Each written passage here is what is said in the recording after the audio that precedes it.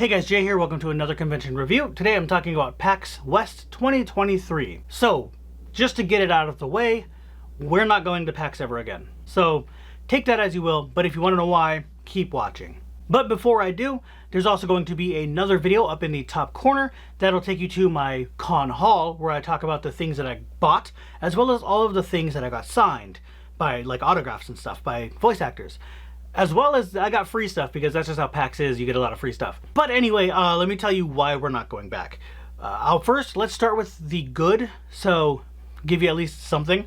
I mean, things were not horrible, like, it wasn't too bad, but there was a lot of things that make it just harder to attend, and it's like they just don't want us there type of thing. So, if they don't want us there, we're not coming back. So, like the people are called the staff that like help you out and watch lines and stuff like that are called enforcers, which that should tell you all you need to know right there. They don't even call them like staff or helpers, they call them enforcers, like police. Like already that's already bad. Like why would you even call them that in the first place? That just makes it seem like they're supposed to be aggressive. So they already call their staff something that's supposed to be aggressive. So that's bad enough as it is. But they were fine. There was no problem with them. We didn't have anyone yell at us. We didn't have anyone ignore us or anything like that. Like, people tried to answer our questions the best they could. Like, I had to use the restroom and I forgot where they were in the specific section of the building we were in. Because with PAX, everything's tall and you can't see anything like past a booth. So like I can't read where signs are, and it's also dark, so I can't see anything. There's no lights on. There's only the lights from the booths, so I can't read any signs on the wall. And even if I could, I probably couldn't anyway, because I can't see very well in the first place.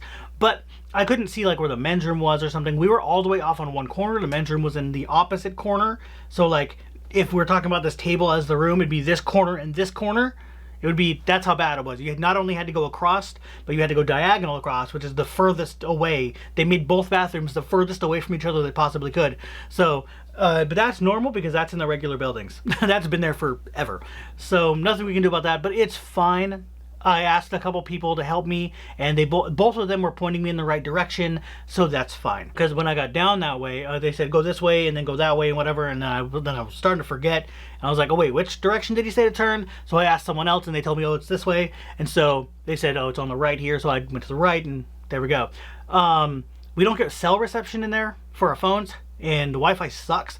So trying to get a hold of Atlas to say, hey, this is like, he was in line for a demo for that during when I had to use the restroom. And so I had to try to get a hold of him to meet up again. And I was trying to tell him where the bathroom was to come meet me over that way, because he was done with his thing, because it was just like it took forever just to meet up again because we couldn't get a hold of each other. So that sucks. If we knew ahead of time where they all were, or if I had time to go back and tell him, hey, it's over there, meet me over there, then that would have been different, but we didn't. So it sucked, but it's not horrible, because that's our phones, and that's just the service in there. That's just how it is. But the point was that the enforcers were nice, and those are the only ones we needed to actually ask for anything. And then, we did ask one other one, do you know where this booth is? And they pointed us in the right direction, and we got to the booth.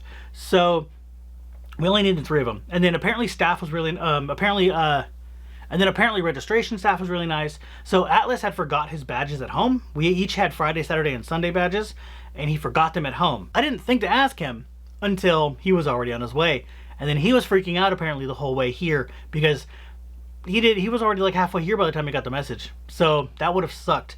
Honestly, he could have probably turned around and got them and came back, and he wouldn't have been as late as getting to my house, finding out, and then going back. But he talked to his brother. His brother helped him up by buying a 4-day badge, which we did. It was the easier way to just click one and get it done as soon as possible. So he did that, and so he had to go to the will call registration to get his badges, because they send them out to you if you buy them early enough. And so when he went up there, he said they were nice up there. Everything was fine. Everything went quick, and they were, everything was good. And other than that, we didn't really talk to anybody.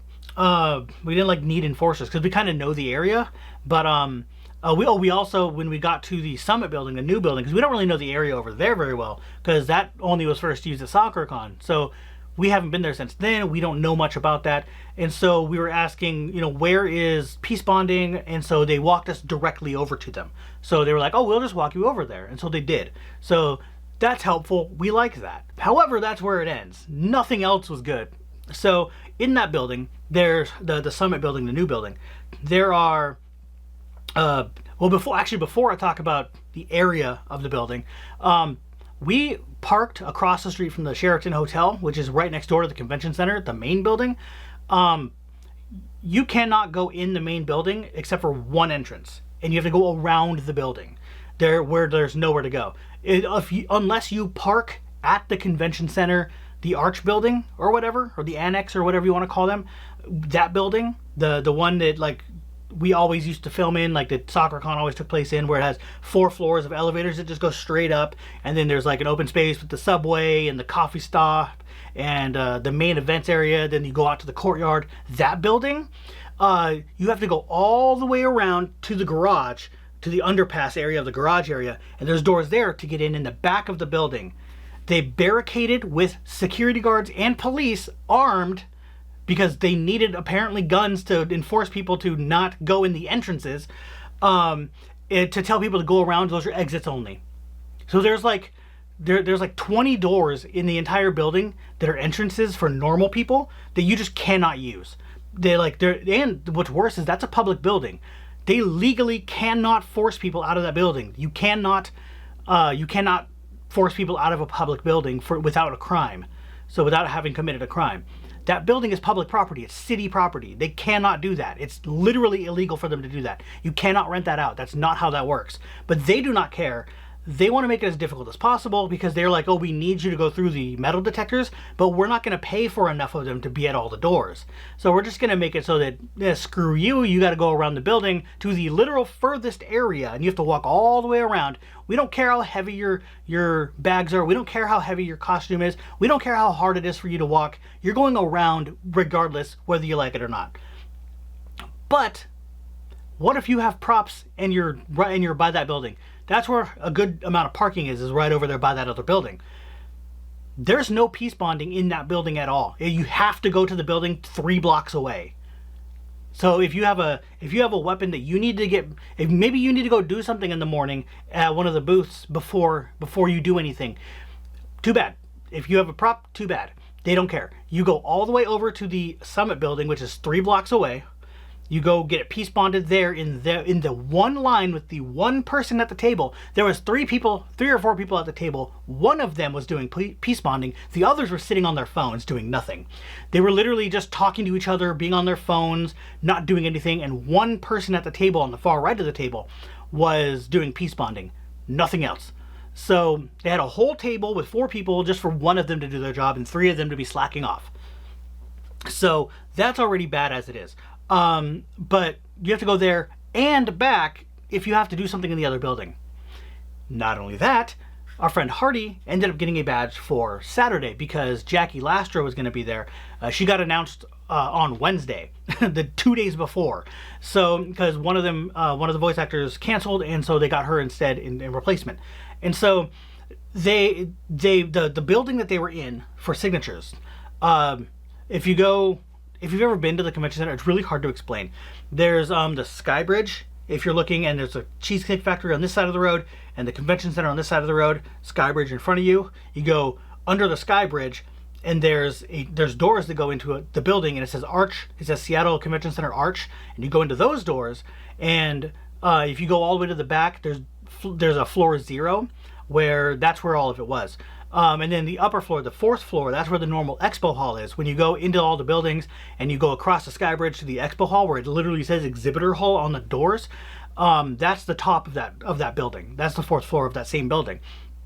So Hardy tried to get in that door in the morning, and they just wouldn't let him in. They just said no one was allowed in, and just told him to go away, basically. And then later on, we went over there, like maybe an hour and a half later, all of a sudden we were allowed in. We don't know why.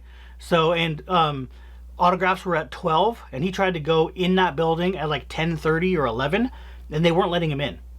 And that was like an hour to an hour and a half before that started. But there was other stuff in that building. There's stuff on that same 1st floor Like there's the merch booth for PAX and a few other things that you can do in there, and they just wouldn't let anybody in, and we don't know why.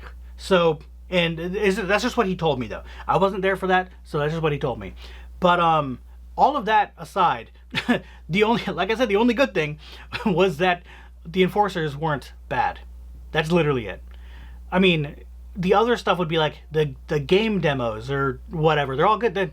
We played the games we wanted to play. Of course they're good. Like I played Grand Blue Fantasy Relink, which I've been waiting for since 2016. Of course it's good. Of course I'm gonna like the game that I want to buy. Or I played a game at another booth that I wanted to play. You know, of course they're good. That has nothing to do with reflecting on the convention itself. So I know I said I would start with good, but there really isn't much. So other than them being a little nice, the one person who wouldn't, we don't even know who that was. The people that are outside the door that I was talking about that wouldn't let him in, that's convention center staff, not PAX staff. So that's the people who like work for the city. So we have no idea. Yeah, it was just bad. All of that stuff put together is just too much, you know? Like if we would have known that we had to go to the other building and that was the only place to get our stuff done, because we went over there the first time when we were Sora and Roxas on Friday, and we went over there because we wanted to go over there first anyway and get that building over with so we can come back to be near our car. And so we just happened to go over there without even worrying about the other building and got our stuff piece-bonded there without even finding out that it was only there. We thought they might have had one in each building like SoccerCon does. But no, they didn't. And we didn't find out until I had my 10-pound cloud sword that's back there. And so I had to walk all the way over there with it, then walk all the way back, and it wasted a whole bunch of time. And there's just, I don't even know what to say anymore. But this convention is very anti-attendee, and they're trying to make it harder for us. Like, why would, for example, the peace bonding thing, why would you do that? Why would you have the one building that everybody knows about? Because people aren't going to really, like people who maybe have went only like before the pandemic and are just finally coming back, they don't know about the new building. They haven't been there yet. They know the old building because they've been there before. Why would you not have stuff in that building to make it easier for people? Like, you have to tell people, oh, you have to go to this building you've never been to before and you don't know where it is. Go that way. That's all they said to us was go that way, by the way. We're like, well, we know where it is, so you don't have to tell us which direction to go. But they didn't even say go up to this street. It's not. They didn't say you have to go on this street or whatever. They just said go that way to the Summit building. That's where the peace bonding is. And then just started talking back to each other again, and then just ignored us after that. And that was the security and police that told us that. And then Pax West people with the blue enforcer shirts also just said go to the Summit building and then start talking to each other. So it's like they assumed that we already knew where it was. Like, how do they know that we didn't know that? They don't know, you know. And they just said that and ignored us. So not all of the staff was nice, but the ones we talked to in the buildings were nice. So there we go. I know this is kind of rambling and confusing. I'm sorry, but this isn't scripted, and it's really hard to do this without a script, and I don't want to script this stuff because I want it to be real for you guys. So that alone is just basically telling attendees, don't go in this building yet. No matter what you want to do in here, go there and screw off that way, you know? And it's like, and they have like one door open or two doors open on the entrance or something like that. And it's like, why? Why would you do that? And then the worst part was the elevators were getting all blocked off because they wanted it open for wheelchair and like crutches and stuff. So people who didn't have disabilities basically weren't able to go to the elevators, and they were making it hard for that. In the other building, this is what I was talking about earlier when I said I'll get back to it.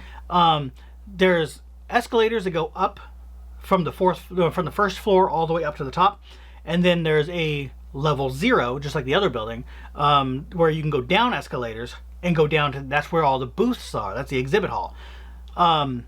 So like on the 4th floor of that building was cosplay repair. I ended up needing a safety pin, you know, so we had to go up there and all that kind of stuff. But when we went to the floor 0 on Friday, all of the escalators were down, like going down. They didn't have any escalators to bring you up. You had to walk up the stairs. Why? Why do you have escalators if they're only going one direction, and not let people really use the elevators? Why? That's just basically telling people don't come down here if you don't want to come back up. Like, unless you have, like, what happens, I have a bad back. What happens if I get hurt on those stairs with one of my swords, and because it's heavy and it's hard to carry? It's already bad enough just walking around, but walking upstairs is even more difficult. It's like 3-4 times more difficult to walk upstairs with a heavy item than it is to just walk regular. Because I can hold it certain ways when I'm walking regular and being in open areas and avoiding people, but on stairs where it's going to be cramped with people, because that's the only way up, so everyone going up is going to go up the same exact flight of stairs, I can't hold it a certain way to make it so that it's like balanced in my hand or something. So I have to hurt myself, hold it on my shoulder where it's pressing down on my back and going upstairs. Why? I don't see the point of that. That just makes it harder, and that's basically telling your attendees don't come down here to our booths. Don't come to the convention and do the thing at the convention. Why? I don't understand. And anybody we would tell, they agreed with us. They were like, yeah, this is stupid. I don't know why they're doing this. And it was just a complaint fest the entire time we were there because of this. Because everything they were doing was just one bad thing after another. Like, every time we found something bad, we would find something even worse. Like, okay. So, yeah, we're not going back ever again. We normally do 4 conventions a month. That would be, or 4 conventions a year, sorry. That would be SakuraCon at the beginning of the year, which would be spring, Easter weekend. And then we do SummerCon in the summer. And then PAX, which would be, the end of summer, beginning of fall, kind of. And then KomoriCon in the fall.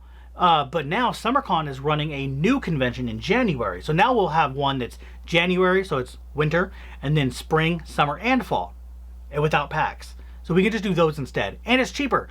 PAX was to go 3 days, just the 3 days we went, after taxes and stuff. We didn't have to pay to ship it, I don't believe. I don't remember. But after taxes and stuff, it was $227 just to go for 3 days. Do you know how much SakuraCon is for 3 days at the total maximum? $90. Even like, I don't even think San Diego Comic-Con, the biggest Comic-Con in the freaking country, I don't even think that costs that much to go for all 4 days. That's insane. PAX is just out of their minds. We're not going ever again. Sorry this is rambly and it's bad, but oh well, that's their problem, not ours now. But anyway, yeah, if you want to go see for yourself how bad it is. Or if you did go, you probably already did. But it's whatever. But that'll be the end of this video. So, sorry it was all bad, but the other video that I talked about that was in the corner up there, that's good video. It's all positive. It's all stuff we got. So, and free stuff. So it was kind of cool. But anyway, if you like it, go ahead and hit that thumbs up. Subscribe for more, and I'll see you guys later.